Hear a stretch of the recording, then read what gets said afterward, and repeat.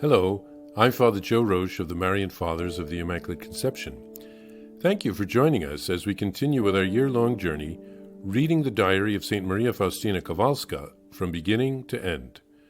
Today we take up from where we left off, beginning with diary entry number 503. My Jesus, truly I would not know how to live without you.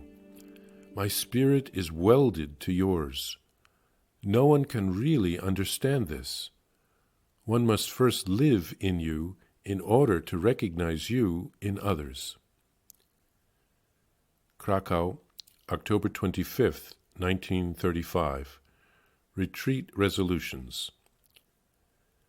Not to do anything without the permission of my confessor and the consent of my superiors in all things, but especially regarding these inspirations and demands of the Lord.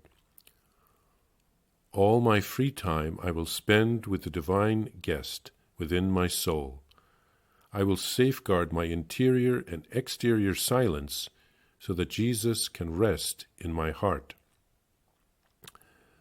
My sweetest repose will be in serving and obliging the sisters, in forgetting about myself and thinking of how to please the sisters. I will not offer explanations on my own behalf or seek to vindicate myself when criticized. I will let others judge me as they will. I have only one trusted friend in whom I confide everything, and that is Jesus, the Eucharist, and his representative, my confessor.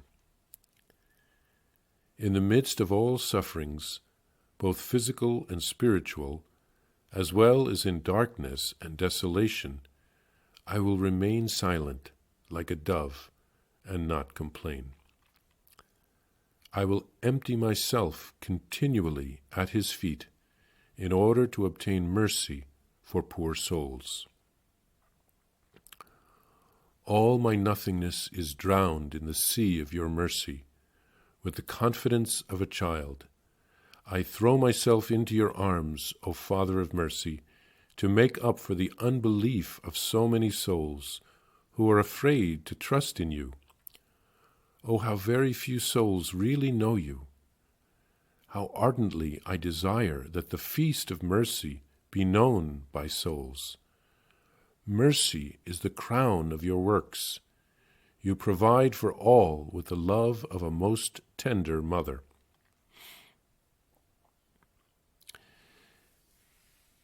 Here St. Faustina writes to Jesus of the bond between them. It helps her to recognize Christ in others. She then writes of the resolutions that she is making as a result of her retreat. She writes of not doing anything without the permission of her confessor and the consent of her superior, especially regarding the special instructions that Jesus seems to be giving her about a new congregation. So obedience will keep her on the right path. She also plans on spending her free time with Jesus, the guest of her heart, and she wants to maintain silence so that Jesus can rest in her heart.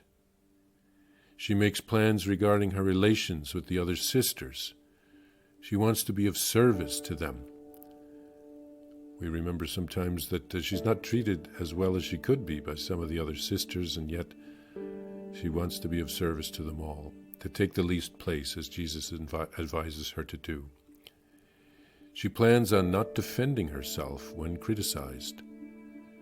She plans on confiding only in Jesus and in her confessor.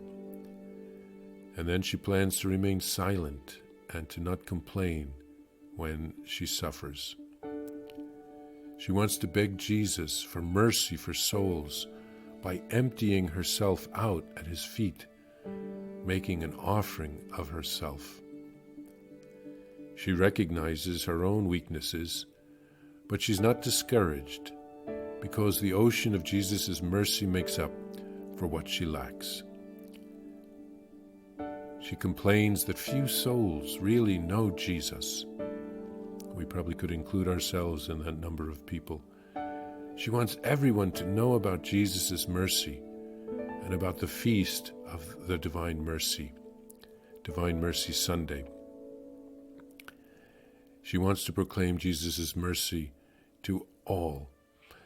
Since her death, more and more people have come to know about God's mercy and about Mercy Sunday, but there are still many people who have not heard about it and need to know that God is merciful and God wants to forgive them because He loves them so much.